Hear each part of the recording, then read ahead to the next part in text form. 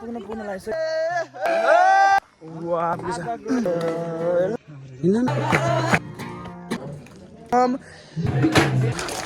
good morning everyone good morning यति बेला चाहिँ हामी हाम्रो सुरक्षा ट्रेनिङको आज हामी हाइकिङ जाँदैछौँ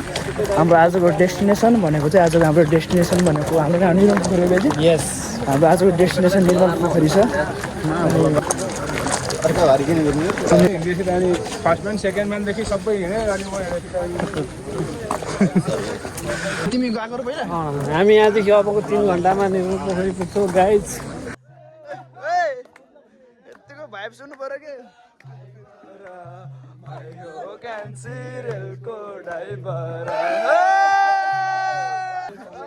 अहिले हाम्रो यतिको चाहिँ जोस छ केटाहरू सबै अब हाइकिङ हाम्रो स्टार्ट हुनु त यति बेला जोस छ सबै रमाइलो गरेर छौँ नाचिरहेको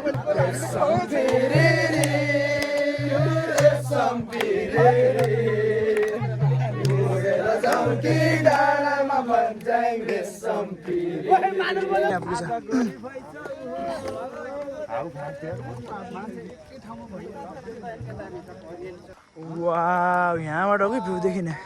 यहाँबाट भ्यू चाहिँ यस्तो दामी देखिरहेछ ल स्पेसल हाइकिङ चाहिँ अब हाम्रो स्टार्ट भएछ अब यहाँदेखि चाहिँ पुरै अफरोड रहेछ हाम्रो अगाडि चाहिँ हुन्छ हाम्रो दिदी हजुर हुन्छ होमा दिदी पछाडि हुन्छ यस्तो वाउ दिदीको स्माइलै कडा आगे मान्छेले नदेखाउन यार यत्तिकै अहिले पनि थाहा हुन्छ बेजी यार अघि सब टोलीको जोस जाँगर निकै घुटिन्थ्यो अहिले त चुप्पो चाप्पा शान्त भएको छ त्यस्तै हुन्छ र रेस्ट गरेपछि स्टामिना फेरि बुस्ट गरेर हामी एकदम फेरि इनर्जेटिक हुन्छ भन्दै ल यस ब्रो हामीलाई नै यसो बुढो खडा मान्छे भन्नु नि बुढो खडा मान्छेले केही भन्नु नि त यसो कस्तो फिल कस्तो भइरहेछ कि रमाइलो भइरहेछ कि नि बोर्ड गर्मीसँगै यहाँ चाहिँ अहिले माथि आएर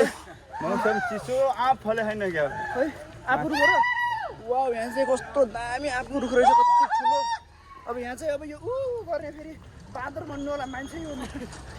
यहाँ ऊ गरेर नि मान्छे हो नि बाँदर भनेर नझुकिनु होला व्यवहार मात्रै त्यस्तो मान्छे र मान्छे हुन्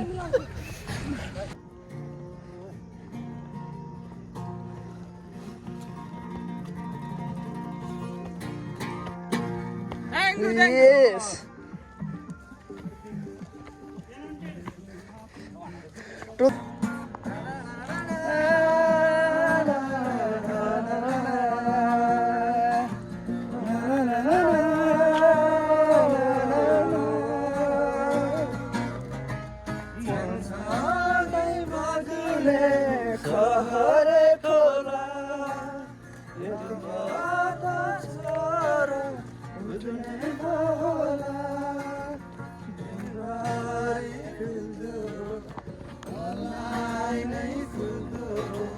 सास परेपछि आमालाई सोध्नु खै बाबा भनेर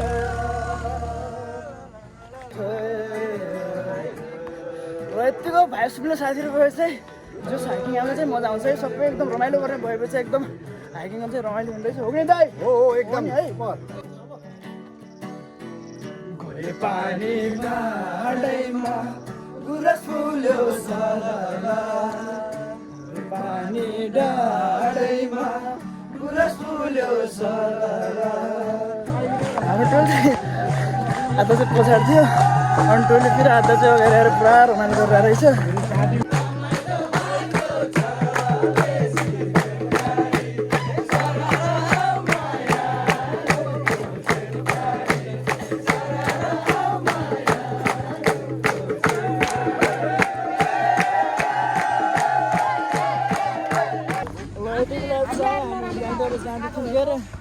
अब बिचैमा बसेर हामीलाई खाजा खानुपर्ने हुन्छ हाम्रो जानुपर्ने हो देखिरहेछ नि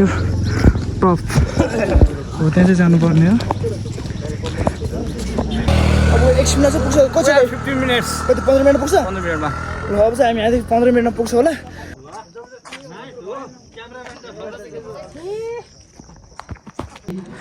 ल फाइनली हामी चाहिँ निर्मल पोखरी पुगिसकेका छौँ अब निर्मल पोखरीको चाहिँ हामी यहाँको रेस्टुरेन्ट के हो यो निर्मल पोखरी भ्यू पोइन्ट रेस्टुरेन्ट नै रहेछ यसको निर्मल पोखरी भ्यू पोइन्ट रेस्टुरेन्टमा पुगिसकेका छौँ और यहाँको चाहिँ सबभन्दा राम्रो यो देखिने चाहिँ यही नै रहेछ यो हाम्रो ट्रेनिङको सबै भिआइपी टोलीहरू चाहिँ यहाँ हुनुहुन्छ सबैले क्याबिनमा बसेर खाजाहरू खाइराख्नु भएको छ होइन भिआइपी सर के भन्नु छ र एकदम राम्रो छ कस्तो चम्चामा मैले प्लास्टिकको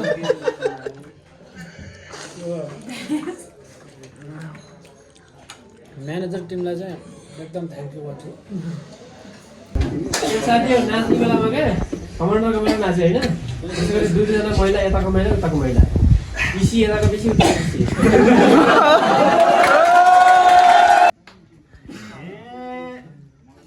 लाउँछु नजर खै मलाई के भएको बोली सुन्नै घाउ भयो रिवाको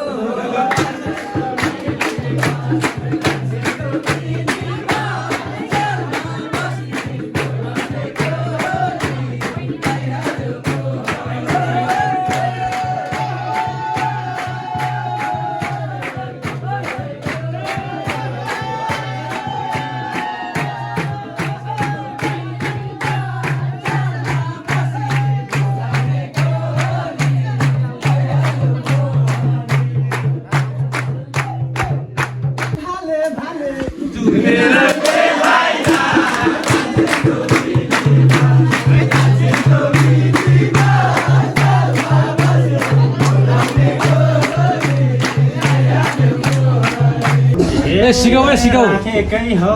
साथीले मन क्यारे चेलीहरू त्यता नि छन् हे भगौ भगौ अझै मन भगाऊ भरे छने त तिमीले आँखा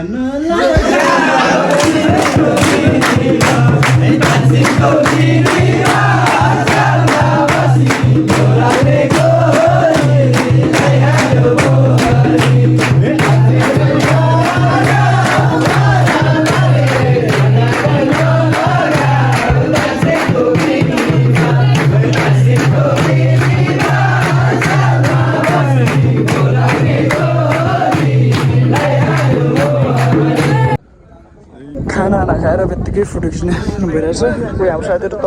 बसिराख्नु हुन्छ कोही पनि यता फोटो खिचिरहेको हुन्छ कोही पनि यता हुन्छ हाम्रो कोही पनि हाई भन्नु न खिचिहाल